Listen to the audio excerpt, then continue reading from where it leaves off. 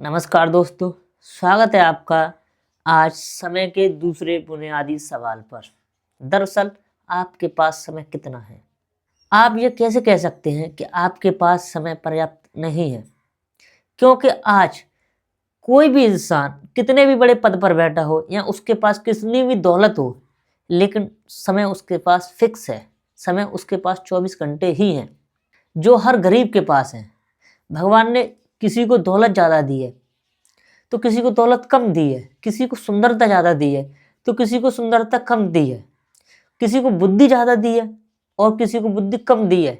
लेकिन समय एक ऐसी चीज़ है जो सबको बराबर दी है, एक दिन में 24 घंटे।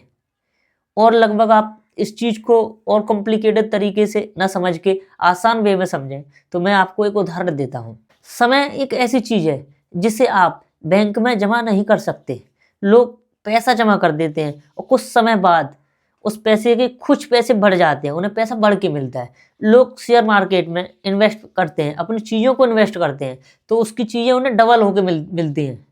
लेकिन कोई इंसान अपने समय को कहीं पर इन्वेस्ट कर दे, कहीं पर जमा कर दे और कुछ समय बाद उन्हें समय ज़्यादा मिल जाए, ऐसा हो सकता है?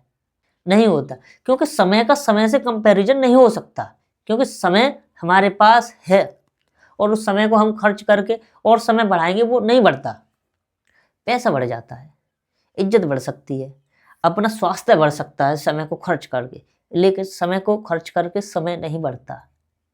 ये बात हमें समझनी होगी, क्योंकि समय हर इंसान के पास उतना ही है। समय किसी के पास रुकता नहीं है। आज के समय में आप ये मान के चलो जैसे कि हमारी ज़िंदगी 100 वर्ष की है। यदि इंसान की 100 वर्ष की ज़िंदगी है तो उसमें से वो 40% पर उसका अधिकार नहीं है, वो उसे कंट्रोल नहीं कर सकता। क्योंकि उसकी जो दैनिक दिनचर्या है, दैनिक क्रिया है, जैसे खाना, नहाना, धोना, इन चीज़ों को तो करेगा। उसमें भी सोने का एक समय है, उसे वो रोक नहीं सकता। जैसे आज के समय में कोई इंसान 20 वर्ष का हो गया तो उसकी कितनी साल बची? लगभग 80 साल में भी उसका 40% कटना है और साल कम बची। उसमें भी उसे सारे काम करने हैं, आगे बढ़ना, सफलता देखनी है, सुख देखना, दुख देखना, वो सारी चीज़ें उसे उसी समय में करनी है। फिर हम कहते हैं कि यार जीवन तो ऐसे ही गुजर गया। हम समय के अभाव को नहीं समझते।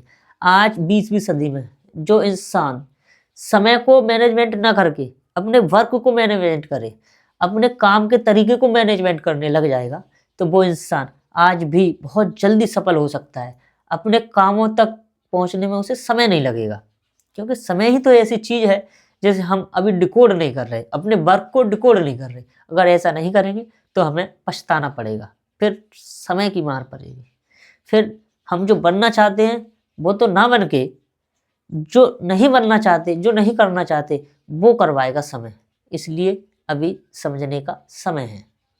हमें समय के बुनियादी सवाल को अच्छी तरीके से आज डिकोड करना है। यदि किसी के पास दौलत है और वो खो गई तो उसे फिर से मेहनत करके हासिल किया जा सकता है।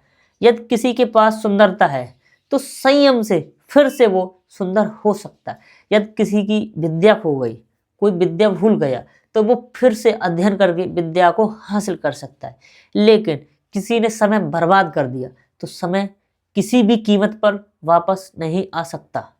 आज से हमने पिछले हफ्ते में क्या किया और हम उसे किस तरीक़ा से बेहतर कर सकते थे, ये हम सिर्फ सोच सकते हैं, लेकिन उस समय में दखल नहीं दे सकते। जो हमें उस समय करना चाहिए था, हमने नहीं किया तो हम पछता सकते हैं। अब हम उसे अब सही कर सकते हैं, लेकिन हमें अगल से उसके लिए समय नहीं मिलेगा। जीवन में जितना समय दिया है, हमें उतने ही समय में वो काम करने चाहिए। ये चीज़ें समझने के लिए बहुत ज़रूरी है, क्योंकि 20वीं सदी में टेक्नोलॉजी आती जा रही है, बढ़ती जा रही है। लोग उन चीज़ों से जुड़ते जा रहे हैं और अपने समय को बर्बाद करते जा रहे हैं। इसलिए हमें पढ़ाई करनी चाहिए। सोशल मीडिया पे ऐसी चीज़ें ना देखकर जो समय को बर्बाद करती हैं, बल्कि हमें ऐसी चीज़ों को समझना चाहिए जिससे कि हम अपने समय को बचा सकें। हम किस चीज़ को किस क्रिएटिव वे में जल्दी कर सकें, इस पर हमें अभी ध्यान देने की ज़रूरत है, क्योंकि बाद में सिर्फ पछताना होता है। वो कौन सी कहावत है कि सांप निकल जाने के बाद लकीर पीटने से काम नहीं चलता। वही बात हमें अभी ध्यान में रखते हुए आगे बढ़ना चाहिए। तो दोस्तों ये समय का बुनियादी सवाल था दूसरा, जो अभी कंप्लीट हो गया।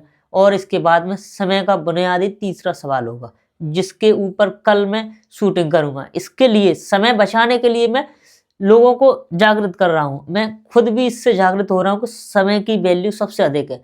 कोई इंसान एक दिन में 1 साल का रेवेन्यू जनरेट करता है और कोई इंसान 1 साल में 1 दिन का रेवेन्यू जनरेट कर पाता है। ये चीज़ें उन लोगों के लिए ऐसे मानो जैसे कि कैलेंडर को देखकर धोखा नहीं खाना चाहिए, क्योंकि कैलेंडर तो हर साल बदलते हैं। लोग जितना आगे बढ़ पाते हैं जितने दिनों में, उनका कैलेंडर वहीं से स्टार्ट होता है।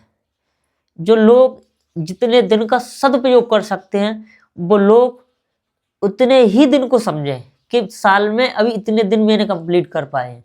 जो लोग समय को व्यर्थ कर रहे हैं, वो सोच रहे हैं कि मैं अगले साल में 20 साल का हो गया, मैंने कुछ कर ही नहीं पाया।